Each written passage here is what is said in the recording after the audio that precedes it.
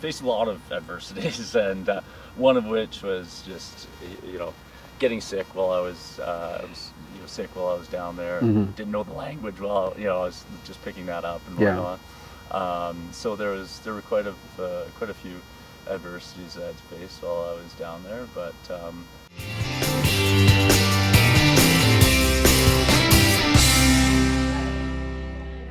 It off with the first question. Okay, sounds good. All right, perfect. Okay. There's a lot of goose. Yeah, I know, man. I'm a little worried about bring this That's blanket up. okay. It's Just gonna throw this cover- in the it's gonna washer. Go straight to the wash. Yeah, throw it to the washer if you don't want it. I'm here. Just come find me here. I'll be here in the park. All right, Okay. cool. So here's the first question. Can you share a time in your life when you faced a significant adversity, and how did you navigate that situation? Yeah, well, we were just talking about my travels, and while I was down in Brazil, faced a lot of adversities, and one of which was just getting sick while I was sick while I was down there. Hmm. Didn't know the language well. I was just picking that up and Yeah. whatnot. So there were quite a few adversities I had to face while I was down there, but. Yeah, you just can't let it get to you too much. You just keep pushing through. It's always darkest before the dawn. All those sort of sayings. You realize after you go through some of that adversity, you realize that is true. Yeah. And having faced some of that, like once you come out of it the other end, you realize that those were blessings in disguise. 100%. One of my favorite books that I've read is Obstacle is the Way, is a Ryan Holiday book. And every obstacle I've ever faced in my life, it seemed like the worst thing ever at the time. And then Right. later on, when you're able to look back at it with a better perspective, you realize, geez, I was very fortunate to have gone through that. So, 100%, man. Yeah. 100%. And thank you so much for sharing that. Just going back to the Brazil situation and how you guys say, because I just came back from home. This is the first time I will go home in 25 years. I'm Yeah. from Liberia originally, yeah, but my family moved here in '97. yeah, So we moved to Newfoundland. So this was like the first time I was brave enough to say, look, let me go to Africa. Yeah. Let me go see what it was about. yeah. And I didn't get sick, Yeah. which was one of my worries. But what was the thing you felt like? I mean, what got you sick? Was it the food, or was it just just being in Still this don't new know. environment? It could have Yeah. either been airborne, foodborne, or we're not sure exactly, but I'm assuming it was my body wasn't quite used to that Yeah. bacteria Yeah. down there, and my immune system was a little weakened at the time, and I guess I was sort of prime feeding ground for some sort of parasite or whatever it is that 100%. got into me. So yeah, it's like I said, looking back at it now, it was a blessing, and I've been fortunate enough to have had other obstacles that I faced in the past, and I realized that you just have to look at it with a view of what's in my control and what's not in my control. 100%. And that's I've become a big sort of stoicist fan or whatever, and that's sort of one of the fundamental tenets is you focus on what you can control, Yeah. and you just ignore the rest, whether the rest is what people think, what people say, whether it's external events. Yeah. So put myself in as good of situation as possible in terms of medical care, and do everything that I can do. And Yeah. the rest of it is in the fate of someone else. My fate is in someone else's hands, and just sort of recognizing that kind of takes a lot of that worry out. You just focus on what you can control. Yeah, focus on a lot of it we can't really control, isn't it? No, Yeah. yeah, exactly. We have to trust in humanity, Yeah, because there's only so much you and I can do. yeah, I mean, even with like your practice and what you do as well, it's like at the end of the day, I can be a client, but all I can do is come to you for a solution, because that's what you practice, right? So now I Yeah. have to trust everything else in your hands. Yeah. It's no longer in yeah, yeah. No, I love that. I love that. Here is the next question here. What was the most valuable experience? Have I asked you this question already? Why do I feel like I have you? All right, let's do it right quick. Yeah. Get it after? Yeah. What was the most valuable lessons you learned from that experience, and how has it shaped your perspective on life?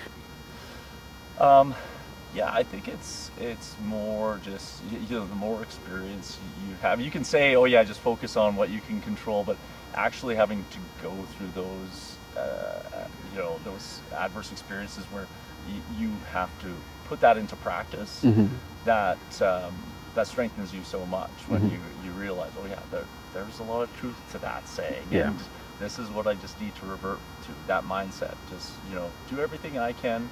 After that, if it's not up to me after that, and you know all of that additional worrying and whatnot that you might do, Yeah. it doesn't get you anywhere. It actually makes things worse. So 100%. yeah, I think just putting that sort of idea into practice, and you gain strength from that, and you realize, oh wait, I could conquer that. I could travel to this place Yeah. solo, and I can not really knowing the language, I can pick up the language. I can face these this adversity, and I can get through it, and I'm way stronger because of it. And Yeah. now it gives you all sorts of courage and strength to take on additional challenges. So, 100%. yeah. 100%. I love that. Yeah. Love that response. Here's the third one. During your most challenging time, where did you find hope, and how did that source of hope help you move forward? Books, man. Books. I love that. Really, yeah. Love that. Yeah. Honestly, it was books that were crucial to me sort of being able to reframe those types of experiences, and realize that, wait, like, everyone has to go through it. Anyone that has done anything important in this life Yes. has faced significant adversity, and that is what strengthened them, in order to be able to conquer those challenges and do what they've done with their lives. So you are actually great. You should be grateful for that. And the 100%. obstacle is the way. Like you Yeah, said the in obstacle our is the books. way. Yeah. So here's, I'm going back to this Brazil now. Yeah. What inspired the trip? You just wake up one day, you were like, you know what, this is what I'm going to do. Like, what was the inspiration behind that? Yeah, a number of things. I knew that North America, I hadn't traveled a lot in the past, and it was somewhere that I always wanted to go. And I it it was a challenge. It was something that I didn't know if I could do, and I wanted to put myself through that test. So I started learning the language before going there, and did a lot of research before going.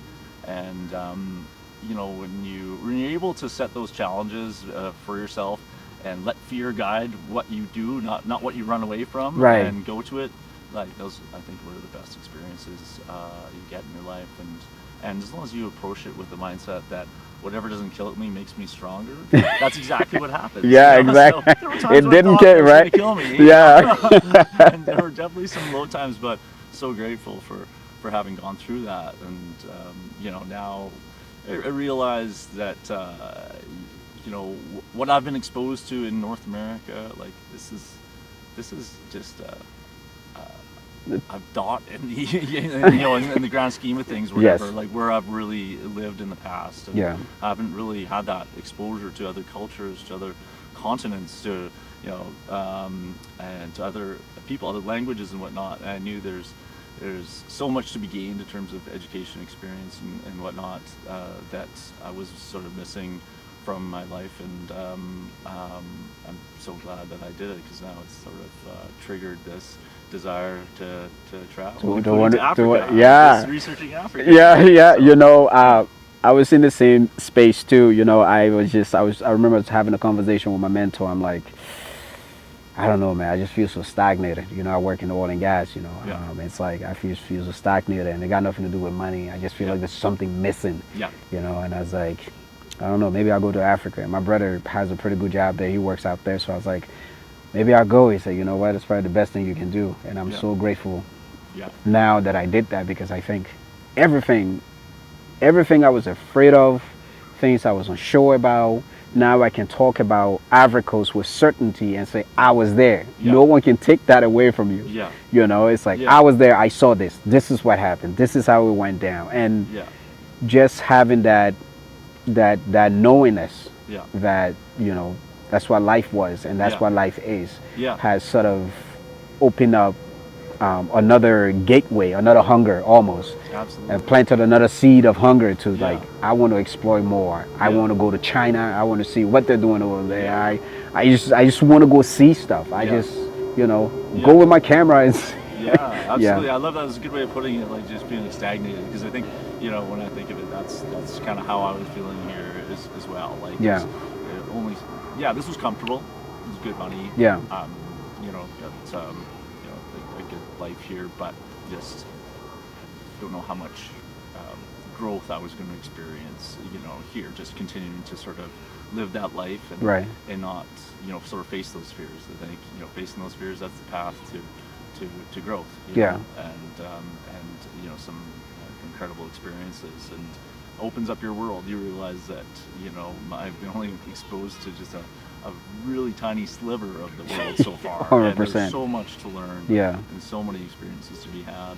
And you know staying here, it was you get sucked in by particularly in Calgary, by the money, and yeah. Oh, 100%. but then I kind of realized I was making money to buy things, buy more stuff, to impress people that I don't care about, and I kind of came to that realization, and I figured, okay, I want to spend my money on experiences and Yeah. something more meaningful, because you can't take those things with you to the grave, but you can take those experiences with you everywhere, right? So, 100%. 100%, man. Thank you for sharing that. You're absolutely right. When I talk to people, especially people who come from, say, Africa, for instance, a lot of them that I talk to, if I'm being completely honest, it's, no one stands up in my mind who I was like, hey, if you had a chance of living here in Canada for the rest of your life, yeah, or going to Africa and living there for the rest of your life, which would you choose? It's always, they always choose back home. yeah, And I was like, but what's stopping you? And there's yeah, one thing stopping them, one or two things. Security. yeah, Security is a major one because yeah, it's so uncertain back home and just how things are. yeah. Hopefully things are getting better now, which is great. Mm-hmm. But a lot of people just, they're here because of the comfort, Yeah, and the credit idea too. I think it's like a whole new different. It's a different system for a lot of people from where I'm from. They're not yeah, used to it, yeah, but also too, it feels great because where they're from, nobody's giving them the opportunity to say, yeah, you can hop into a brand new vehicle today. You don't have to pay me. Just pay me every time you get paid, kind of deal, yeah, right? yeah, So there is it's sort of like this bittersweetness yeah, to it, yeah, which I find very interesting as well. yeah, Yeah, but I think for me, I think it'll be back home. yeah, yeah. Yeah. I find it that it's almost that, well, it is the case that I, I appreciate um, Calgary. I appreciate my original home even more, even though I had this incredible experience. Yeah. There's certain things that I was taking for granted Oh, here. And 100%. now that I'm back, Yeah. I'm like, okay, geez, you know what? Every time all my friends from South America see the Rocky Mountains, they're just like, this is incredible. They see snow, and they're like, this is incredible. Like, Right. it's so beautiful. I can't Yeah. believe you get to live there. I was like, well, say the same thing about your beaches and your women and all this other stuff. I know that good stuff, right? But yeah, I mean, it's all a matter of perspective. So being able to see my home country, my home city Yeah. through other people's eyes Yeah. makes me appreciate it more Yeah. as well. So, No, absolutely. It also makes it makes you realize like how small the world truly is. Yeah. But I think that's how it has to be, though. I think everybody needs to travel. I think whether you're African, you need to travel here. Yeah. Whether you're from here, you need to travel there. You just Yeah. need to go around and see, because you come back and you say, man, I want to go to Banff and I want to really appreciate this mountain, hug this tree, do Yeah. whatever you want to do, because over there, maybe you're not hugging trees. Yeah. It's a different type of beauty, Yeah. But I think the more we all share this earth, in a sense, Yeah. we realize like, okay, at the end of the day, this is just a beautiful, nice shared experience that we're all Yeah. having. Yeah. Yeah. Here is and I think you may have already answered part of these questions, but here we go. How have you transformed the pain or adversity you face into a driving force for positive change in your life? So I think, like I said before, about having gone through those experiences, it hardens you, it strengthens you, it makes you realize that whatever doesn't kill you makes you stronger. If you, as long as you approach it with that mindset, as long as you don't let it break your character, then that's exactly what will happen. And you're never given more than you can handle. And I now look forward to those types of challenges and adversities in my life. And whatever it is that comes along, I'm not fearful of it now. Yes. I welcome it. And I think that's the major part, eh? Yeah. Yeah. The fear is really what stops us. Yeah. And I realized previously that I was living a very fear-based life. I was letting fear guide my decisions. That's where I steer away from. Now it's like, no, I steer towards those. I embrace the challenges, whatever that might be, whether it's now looking at a trip to Africa, whether it's doing some intense a CrossFit workout that I don't know if I can do, whatever it might be. It's taking some different courses and whatnot that I wasn't sure if I would want to take that embrace those challenges. Now it just opens up so much in your life and your experiences when you're able to embrace that in that fashion. So. And that's exactly how I felt. This last question here, I believe you answered this, but I will put it out there again. Maybe you might add on. You might add something else to it. Can you share a story about a person, book, or an event that inspired you or provided a sense of hope during your difficult time, and how has this inspiration influenced your action? I think in terms of obstacles and adversity, the first one that definitely comes to mind is the one that I mentioned, The Obstacle is Away by Ryan Holiday. I read it at a time when I was going through a significant obstacle that I hadn't embraced, hadn't faced before, and wasn't sure that I could get through, and was really upset that I had to face this. I thought that I shouldn't have been put in that situation. Wow. And that really helped me reframe that and realize that this is a blessing in disguise. This is giving you an opportunity to show your mettle, to grow, to face this fear, and I'm so glad that happened, because it's changed my life as a result. So rather than running away from fear, the challenges. And I'm sure a lot of people in your situation would feel the same way too. I feel like if I had gotten sick back home when I was there, I'd be like, man, this was the dumbest thing. I knew I shouldn't have come. I was like, what was I thinking? Like, I should have stayed where I was. Like, I was good. I wasn't sick. Exactly. I had to pay taxes, but it wasn't so bad.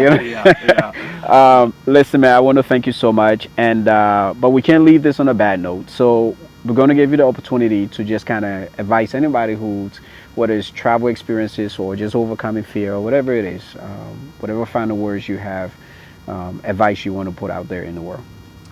Yeah, I think it's one of my favorite sort of Stoic sayings is amor fati. It's basically love of fate. Whatever situation you're in, you need to find yourself embracing that, and knowing that there's probably some other grand plan that you can't understand right now, and you'll be able to look back at those experiences and realize that was all a blessing for you. So being able to approach life with that sort of disposition makes everything so much easier. You can just embrace these challenges as they come, knowing that they're going to add to your growth and development, and you just have to enjoy the journey. It's not about a destination, it's about the journey. It really is. I love that, man. I love that. Thank you so much. Thank problem. you. Thank you. That was beautiful. And it was, I didn't even get your name, Rico. That's how you know the conversation is good. But I'm about to do all that now. My name is Rico, by the way. And what's your name? Joel. Yeah. Joel? Joel. Yeah. Joel. Okay, I'll have to say that a few more times, because it's not something